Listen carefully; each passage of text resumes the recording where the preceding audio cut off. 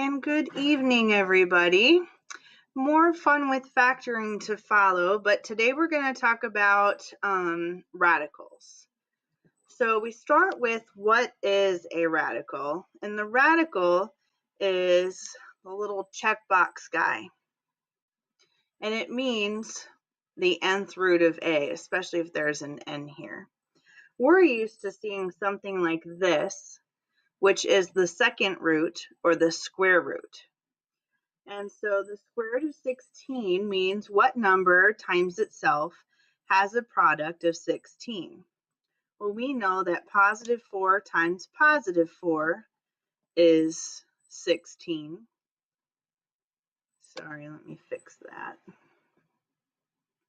And we also know that negative 4 times negative 4 is positive 16. So that's why this answer would be 4 and negative 4. The 3 up here means the third root of 27. And so what number times itself 3 times? 3 times 3 times 3. 3 times 3 is 9. 9 times 3 is 27. So our answer to that is 3. Now, for the last one, we had 4 and negative 4. Can we have 3 and negative 3 when we have a third root?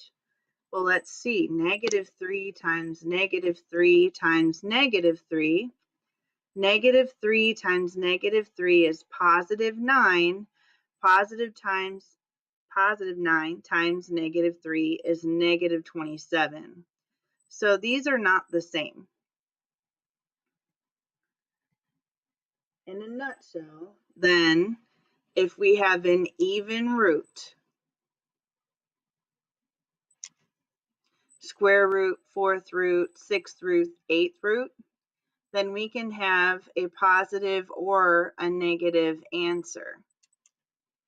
If we have an odd root, like the third root, the fifth root, the seventh root, the ninth root, then we can only have one answer.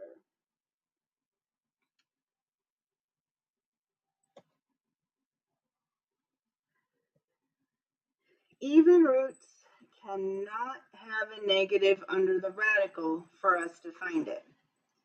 So for example, if I had the square root of negative 4, remember it's asking what identical number to itself makes negative 4. Well, the only way to make a negative 4 is to do a negative 2 times a positive 2. Well, those aren't the exact same number. So I cannot have a radical with a negative underneath if it's an even root. Now, if I had an odd root, like radical 3, and I put that negative 27 in here, well, is there a number identical 3 times that can make a negative 27? Negative 3 times negative 3 times negative 3, like we just talked about. And so, yes. So even roots, no negative underneath the radical. Odd roots, yes, we can have a negative under the radical. So how do we know which answer the question is asking us for?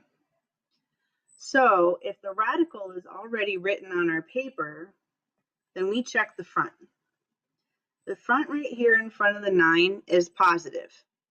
So you would give the positive answer of 3. In front of the radical 25 is negative. So you would give the answer of negative 5.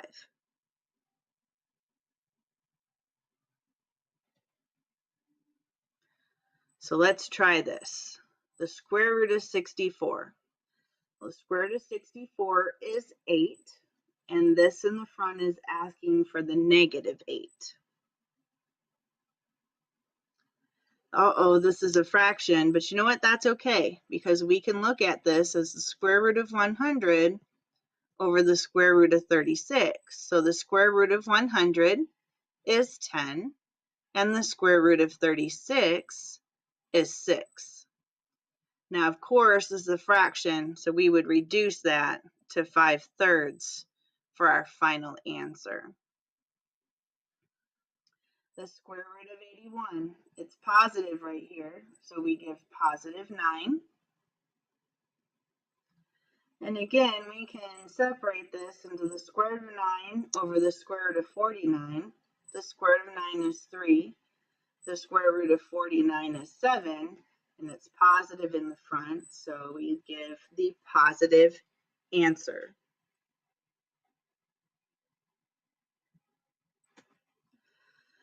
Now, what happens if we have a non-perfect root, a non-perfect square, a non-perfect cube root? We're going to do something from a while back, which is a factor tree.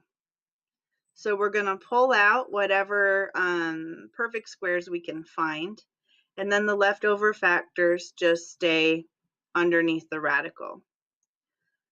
Radicals that cannot be simplified are called prime because there is a prime number under the radical. Remember, prime numbers can only be multiplied by 1 and itself. So 7, for example, is only 7 times 1. There's the only two numbers we can multiply, whole numbers, that make 7. 11, 11 times 1, and so on. All right, so simplifying. I'm going to start with radical 72. So I'm going to take 72 and I'm going to break it down into a factor tree. So what two numbers multiply to make 72? 9 times 8, let's say. 9 I can break down into 3 times 3, 8, 4 times 2, and 4, 2 times 2. Now this is the square root or the second root. That means that you have to have an identical pair of 2 to pull it out from under the radical. So I have a pair of 3's and a pair of 2's, with this 2 right here being stuck. Remember, the 9 and the 8 are no longer there because we broke those down. So I can pull the 3 on the outside and the 2 on the outside, and then this one right here goes back under the radical. So what operation is happening here? And it's all multiplication. So 3 times 2 is 6, and our simplified radical will be 6 radical 2.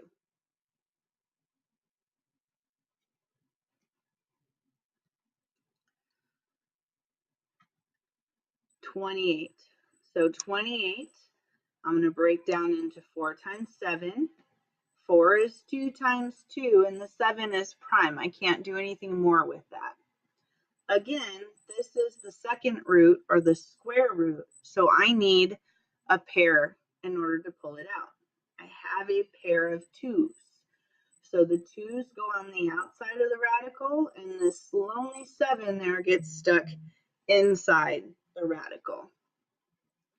So we would have 2 radical 7.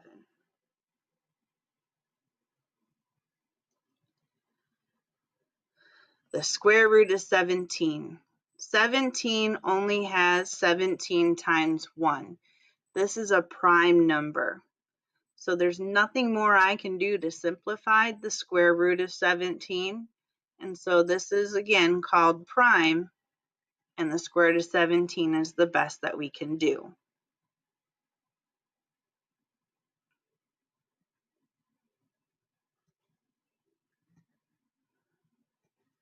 All right, the square root of x to the 6th.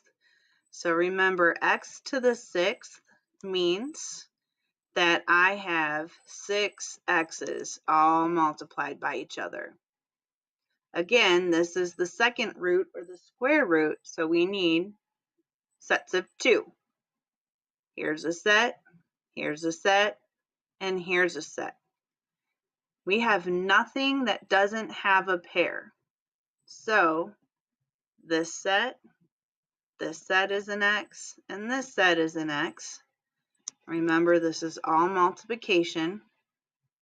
X times X times X is X cubed, and we don't have a radical anymore because we were able to pull everything out. Now tomorrow in class, we're going to talk about a shortcut for that. Some of you may like it, some of you may not. All right. The third root of 16. So the third root of 16 means I need sets of 3 for the numbers to come out from under the radical. So I'm going to take 16. 16 is 4 times 4. Well, pairs don't work. I need 3. So break the 4s down into 2, 2, 2, and 2. So I have a set of 3 right here. You pull that out. This 2 gets stuck behind. So this comes out in front. And then this goes back underneath there. So 2 times the third root of 2.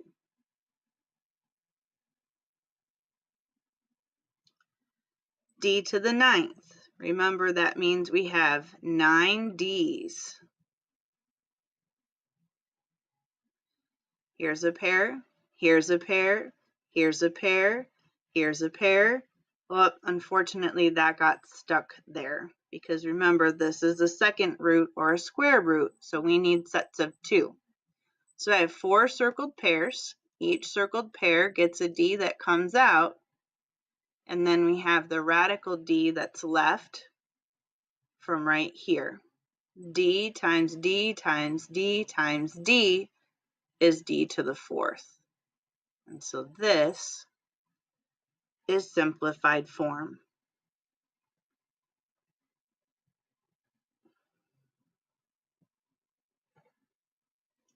The third root of 108.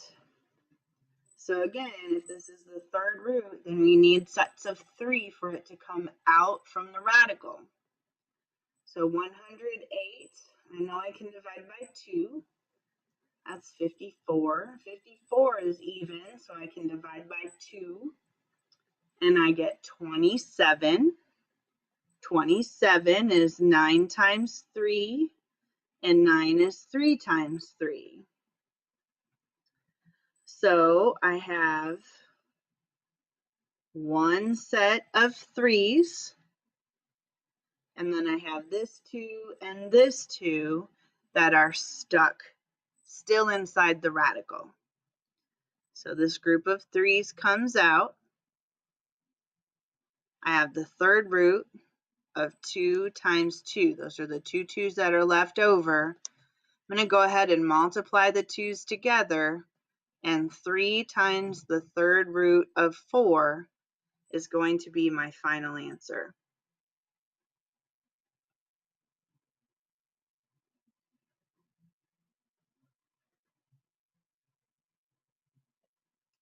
All right, the third root of s to the 11th. So we have 11 s's.